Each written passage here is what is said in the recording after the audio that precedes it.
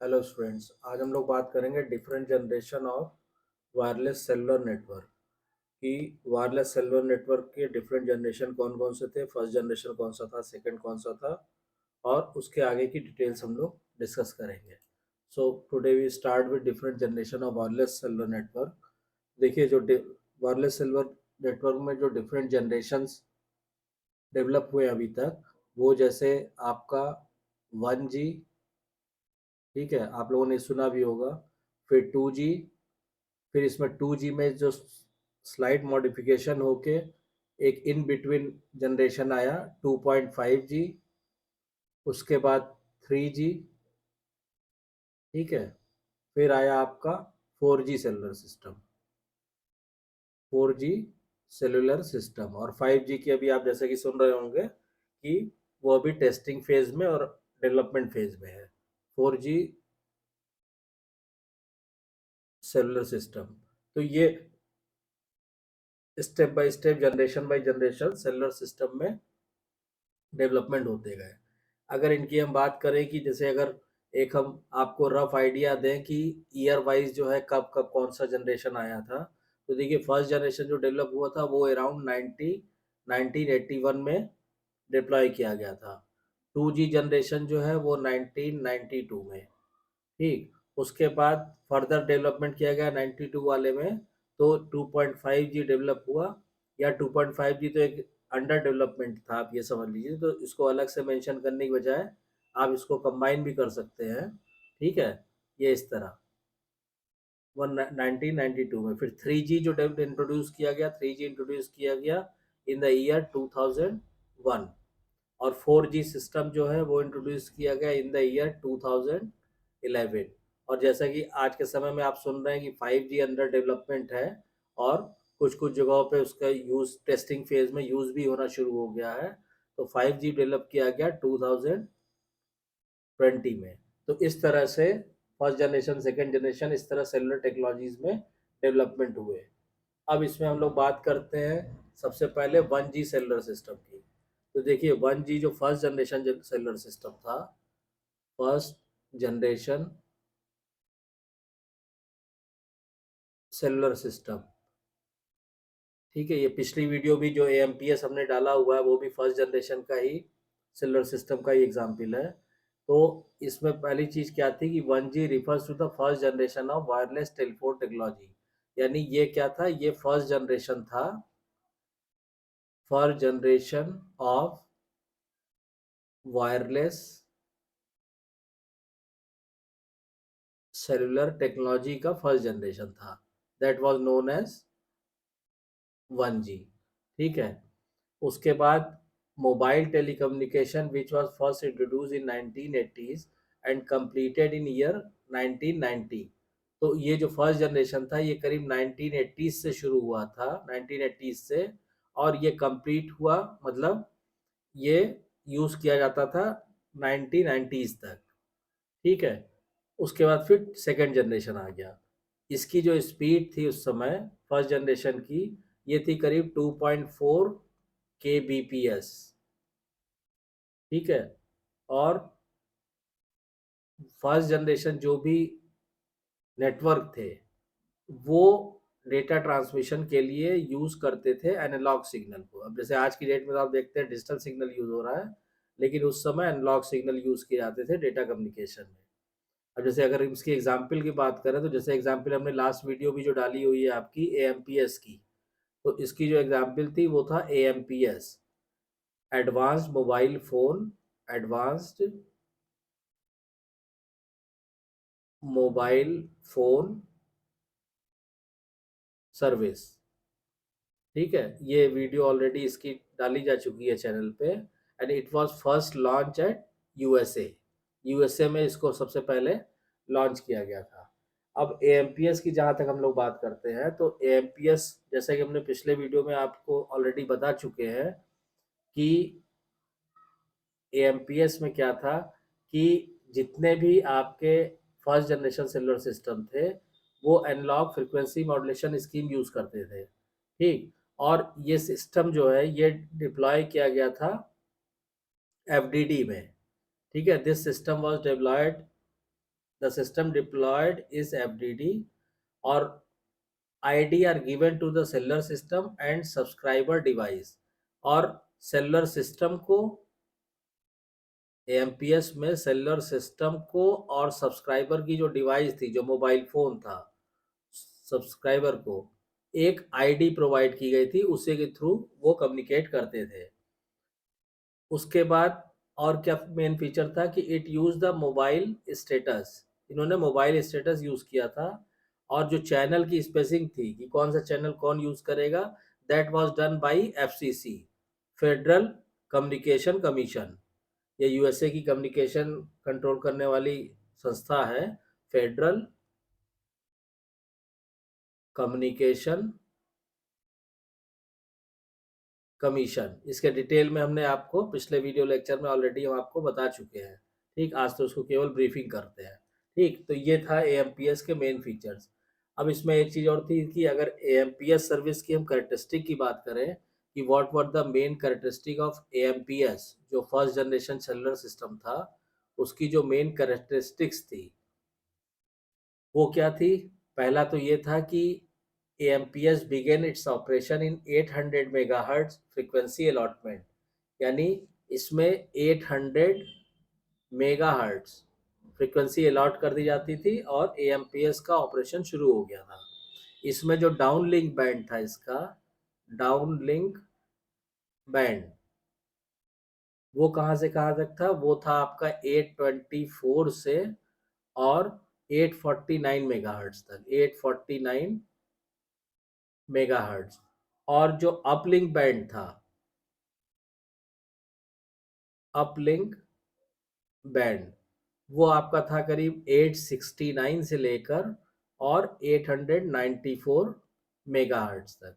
ये frequency use की जाती थी डाउनलिंक के लिए और ये अपलिंक के लिए। और चैनल स्पेसिंग जो था, चैनल स्पेसिंग जो इसमें सेट था वो करीब था, चैनल स्पेसिंग वो था करीब 30 किलोहर्ट्ज। चैनल में जो स्पेसिंग थी वो 30 किलोहर्ट्ज की थी। ठीक, each base station transmit and receive frequency was separated by 45 megahertz. मतलब जो भी बेस स्टेशन, इसको तो चाहे लिख सकते हैं ईच बेस स्टेशन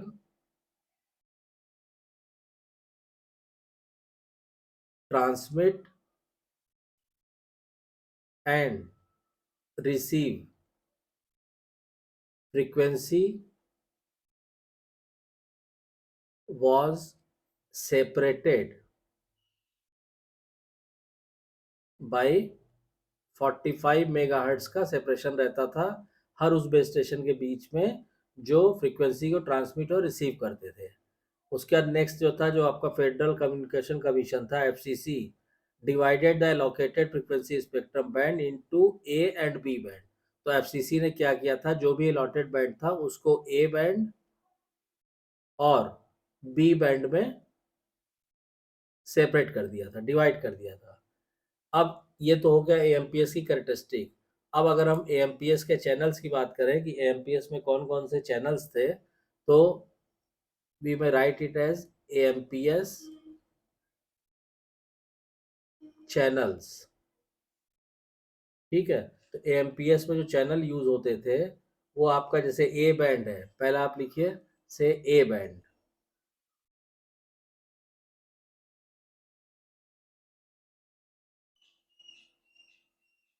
ठीक है, तो जो ए बैंड था, reserve for companies solely in cellular business.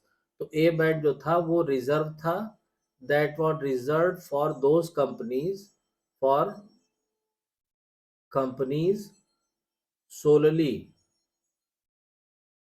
In cellular business. जो कंपनी सेलुलर बिजनेस में इन्वॉल्व थी उनके लिए ए बैंड रिजर्व था। अब आ जाइए बी बैंड पे। तो ये ए बैंड बी बैंड किसने सेपरेट किया था, एफसीसी ने, फेडरल कम्युनिकेशन कमीशन ने। B band reserve for existing landline companies, और ये रिजर्व था किसके लिए, एग्जिस्टिंग जो लैंडलाइन फोन की कंपनीज अवेलेबल थी उस समय, उनके लिए ये बी बैंड दिया गया था। एग्जिस्टिंग लैंडलाइन कंपनीज के लिए बी बैंड दिया गया था। अब A and B band consist of 333 channels. A and B band, इनमें कुल टोटल कितने चैनल थे? 333 चैनल्स अवेलेबल थे ए एंड बी बैंड में। ट्रैफिक चैनल की अगर हम बात करें, अब इसमें क्या था कि ए बैंड में, इसमें अगर हम ए बैंड की बात करें तो ए बैंड में जो 333 चैनल्स थे वो टू सेट्स ऑफ चैनल में डिवाइड थे। यानी ए बैंड में जो 333 एएमपीएस चैनल थे, ठीक है, they were divided are divided into two sets of channel।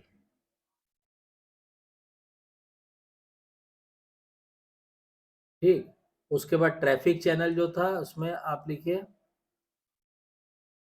जो इसमें ट्रैफिक चैनल था जिसको हम बोलते हैं टीसीएच, ठीक है, वो था आपका 1 से लेकर 312। और ये किस लिए यूज होते थे? Used for subscriber call.